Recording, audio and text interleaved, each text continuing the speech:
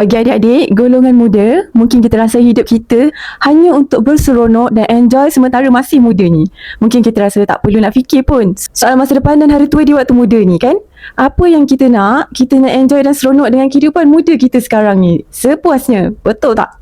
Tapi, tahukah adik-adik, fikiran sebeginilah yang sebenarnya akan merosakkan masa depan kita. Ramai yang tidak ada simpanan kecemasan, dana deposit rumah, dana perkahwinan dan persaraan.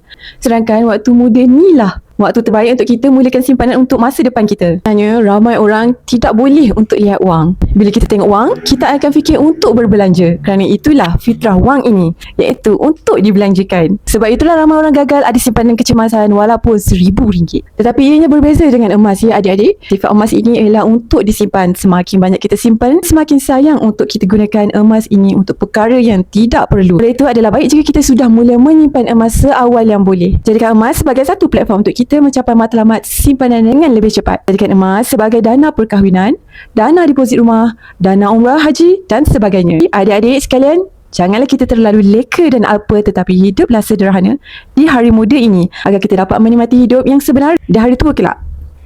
Mulakan awal untuk kehidupan yang lebih baik. Bajet kecil tidak ada masalah. Kita boleh menabung di akaun emas JAP serendah RM100 kepada gram emas secara berperingkat. Semakin kita simpan, semakin berdisiplin terhadap kewangan. Jika anda berminat untuk mendapat bimbingan percuma dan menjadi penyimpan emas yang berilmu, sila hubungi saya. Saya akan bantu tuan-puan dengan sebaiknya.